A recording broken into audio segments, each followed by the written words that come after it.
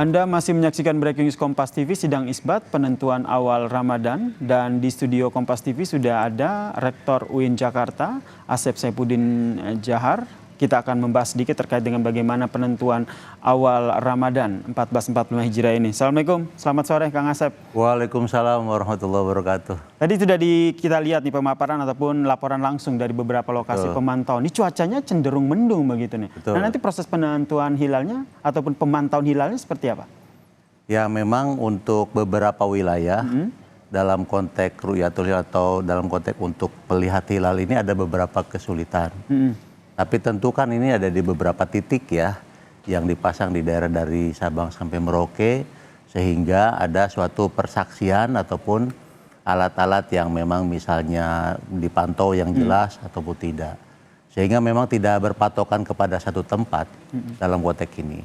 Tetapi secara mendasar ketika memang mendung, tentu untuk ru'yatul hilal ini relatif rumit ya, atau tidak begitu jelas kelihatannya.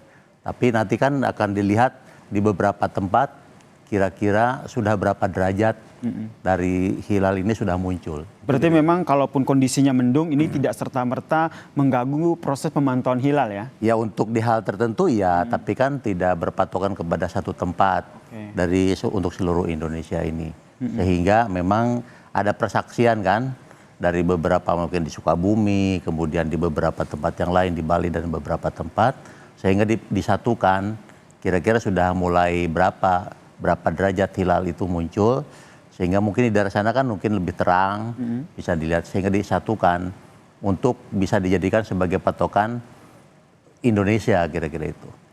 Tapi juga perlu diingat bahwa konteks Indonesia sekarang juga sudah ikut berkolaborasi dengan negara-negara di Brunei, Malaysia, Singapura, di dalam konteks tempat atau waktu ya, waktu dan juga wujud berapa derajat dari hilal itu sudah muncul. Sehingga akhirnya kalau kita lihat ini ada 134 titik ya. Betul. Sehingga memang ini yang nantinya akan menjadi sebuah patokan nih. Nah, saya juga mengajak nih Kang Asep untuk memantau, dan juga pemirsa Kompas TV untuk memantau salah satu lokasi pemantauan hilal, yaitu di masjid di daerah Jakarta Barat, di Masjid Basmol. Ada jurnalis Kompas TV, Valentina Sitorus. Valen, apa terbaru dari sana? Seperti apa proses pemantauan hilalnya? Iya, Yasir dan juga saudara, selamat petang. Jadi sebenarnya untuk proses pantauan hilal hingga hari ini belum berlangsung, karena pantauan hilal sendiri pada dasarnya bisa dilakukan ketika matahari mulai tenggelam. Nah, kalau di Masjid Al-Busariin ini sebenarnya untuk pantauan hilalnya nanti baru akan dilakukan pada pukul 17 atau pukul 5 sore waktu Indonesia Barat. Dan memang persiapan sampai sekarang masih dilakukan. Bisa Anda lihat di sekeliling saya atau di sebelah kanan saya, ini ada teleskop yang nantinya akan digunakan untuk memantau hilal itu sendiri. Memang kalau kita ketahui Yasir dan juga saudara, nanti untuk pantauan hilal sendiri akan menggunakan sejumlah alat. Kalau yang diperlihatkan oleh kameramen saya ini adalah teleskop otomatis, ada 2 jumlahnya, dan kemudian nanti juga akan dibantu oleh 3 alat bantu manual. Nah, tapi kalau misalnya pertanyaannya adalah apakah hilal itu sudah terlihat? Nah, saya di sini juga akan langsung bertanya dengan tim dari Lembaga Falakiyah Pondok Pesantren Al-Hidayah dari Basmol, Jakarta Barat, untuk mengetahui sendiri sebenarnya sekarang posisi hilal di Indonesia sendiri seperti apa jika kemudian dikaitkan dengan kriteria baru Mabims atau Menteri Agama dari 4 negara, Brunei Darussalam, Indonesia, Malaysia, dan Singapura. Sudah bersama saya di sini ada Ustadz Abdul Ghafur. Selamat petang Ustadz, salam sehat selalu. Assalamualaikum warahmatullahi wabarakatuh. Assalamualaikum warahmatullahi wabarakatuh. Iya, Ustadz, kalau misalnya dilihat memang nanti kan pantauan baru dimulai pukul 17 sore gitu. Tapi kalau dilihat sekarang, apakah hilal itu sudah terlihat Ustadz dari masjid ini sendiri? Untuk saat ini hilal belum dikatakan bisa terlihat ataupun tidak, karena nanti start untuk melihat hilal adalah ketika matahari terbenam atau gurub matahari. Baru gitu udah mulai start untuk melihat hilal. Apakah masih ada di posisi atas suatu ufuk atau tidak? Tapi kalau dari pemantauan awal, koreksi bila saya salah Ustadz, ini kan dikaitkan dengan kriteria baru Mabims. Ibkanur Rukyat, yang mana memang disampaikan bahwa kriteria yang digunakan 4 negara ini dalam menentukan hilal akan teramati jika elongasi atau jarak sudut matahari bulan minimal 6,4 derajat dan tinggi hilal sendiri minimal 3 derajat di atas ufuk. Nah, untuk posisinya jika dikaitkan dengan hal ini dengan Indonesia sendiri seperti apa? Untuk data hilal menjelang awal Ramadan 1445 Hijriah, untuk saat ini ketinggian hilal itu masih 1 derajat dengan sudut elongasi 1 derajat juga, kurang lebih 1 derajat. Jadi kalau kita komparasikan dengan kriteria baru Mabims itu belum imkan atau belum tidak mungkin untuk imkan ru'yah di kriteria Mabims, yang dimana kriterianya adalah minimal 3 derajat tingginya dan elongasi 6,4 derajat. Jadi belum imkan. Itu artinya gimana? Jadi apakah bisa ditentukan apa 1 Ramadan tetap esok hari atau justru lusa? Kalau untuk menentukan kan nanti bagaimana hasil sidang isbat. Kita hanya menjalankan perintah Rasul, sumu li ru'yati wa aftiru li ru'yati fa in ghubi alaikum fa akmilu iddata Sya'ban 30. Jadi karena ini tanggal 29 Sya'ban, maka kita diperintahkan oleh Rasul ambil sunnahnya yaitu ru'yatul hilal. Terlihat ataupun tidak, imkan ataupun tidak, nanti kita akan laporkan hasilnya semua di Kementerian Agama sebagai bahan daripada sidang isbat.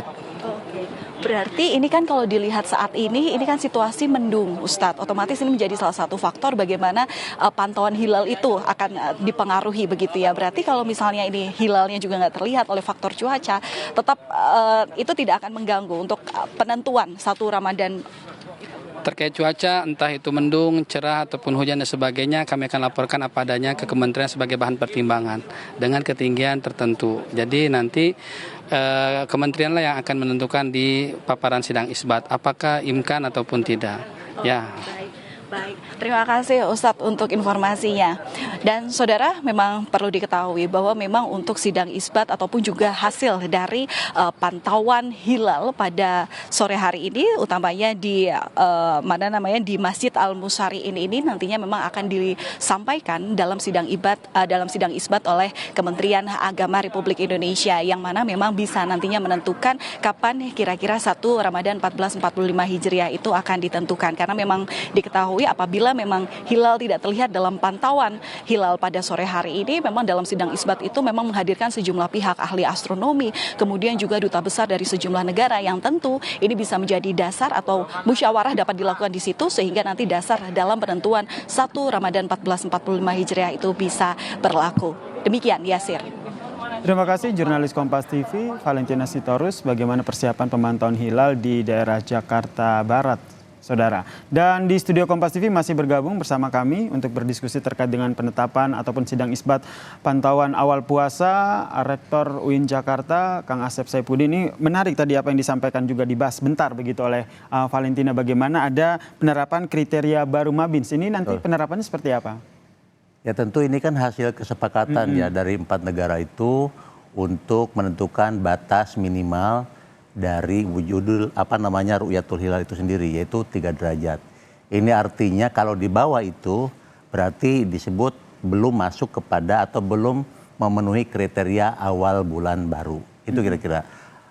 Karena ini menjadi kesepakatan untuk menjadi bagian dari negara ASEAN, terutama Malaysia, Brunei, Indonesia, dan Singapura, maka perhitungannya atau kesepakatannya untuk awal Ramadan ketika itu di bawah 3, berarti mereka akan menentukan menyempurnakan jumlah bulan Sya'ban menjadi 30, itu kira-kira. Oke, kesepakatan ini berarti nanti akan menunggu hasil sidang isbat di Indonesia atau memang ada masing-masing negara? Jadi yang tentu Indonesia mengikuti apa hasil ru'yah di beberapa tempat. Nah, tidak menunggu mereka, sehingga misalnya ketika dari beberapa tempat itu, dari persaksian mereka menentukan bahwa hilal bisa dilihat setelah ghurub, terbenam matahari, maka nanti di sidang isbat akan ditentukan apakah besok Ramadannya atau hari Selasa misalnya. Artinya apakah Senin ataupun hari Selasa. Kalau memang bisa ada dalam 3 derajat, berarti puasa bisa besok. Kalau masih di bawah itu, karena sebagai kriteria dari tadi imkan ru'yah, kemungkinan bisa dilihat, maka puasa akan jatuh pada hari Selasa. Oke, jika tidak terlihat ketinggian hilal 3 derajat ya dengan elongansi 6,4 derajat tadi. Nanti pada proses sidang isbatnya itu apa yang akan dijelaskan sehingga akhirnya bisa ditetapkan 1 Ramadannya itu kapan? Ya tentu akan ditanya dari persaksian-persaksian yang mereka melakukan ru'yah ya di beberapa tempat.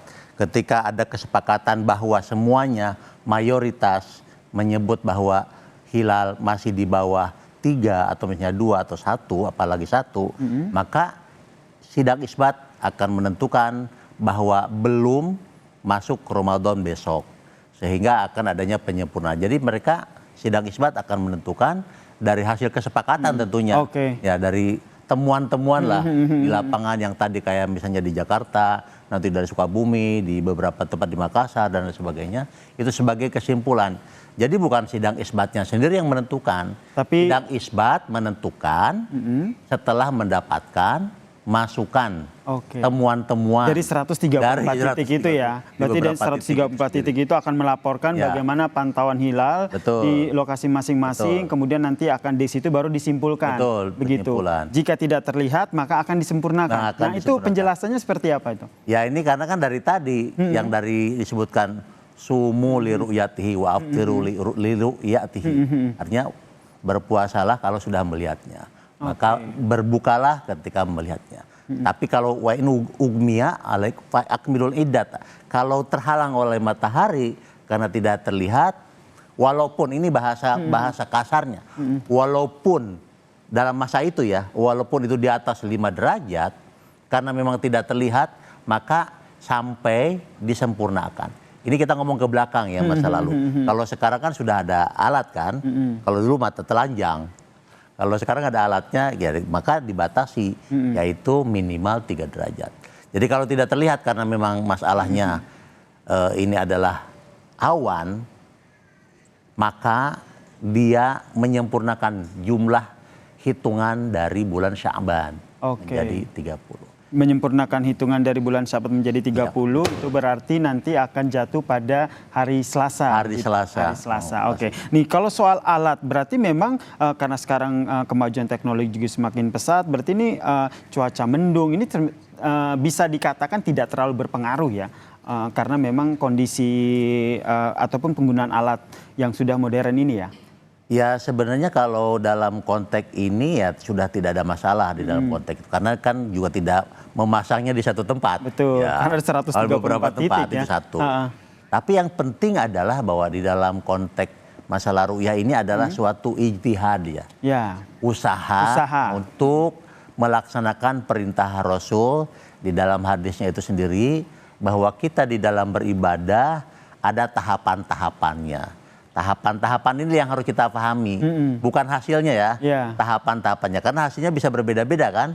Nah ini menarik nih, memahami tahapan itu ya, jangan sampai kita fokus dengan hasilnya begitu. Karena di dalam Islam itu kan yang penting kan niat ya. Betul.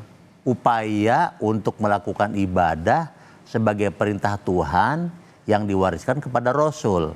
Rasulullah mengajarkan, oh inilah pada masa itu, bahwa untuk berpuasa, maka untuk melihat hilal itu sendiri pada zaman itu dengan mata kepala sendiri. Dan zaman itu juga ada juga tentang awan kan.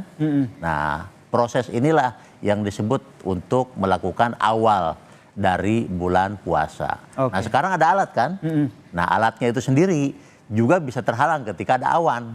Nah jadi dalam konteks awan inilah maka ditentukan memang ketika terlihat pun juga ada batasan minimal 3 derajat. Dari kesepakatan tadi ya. Kesepakatan 4 negara tadi. 4 negara tersebut. Oke, menarik ini kita bahas. Nanti yang ingin saya tanyakan selanjutnya adalah dalam proses sidang isbat ataupun memverifikasi ya. Dari laporan 134 titik itu apa saja hal-hal yang menjadi acuan. Nah, ini akan kita bahas. Pak Asep usai jeda. Jadi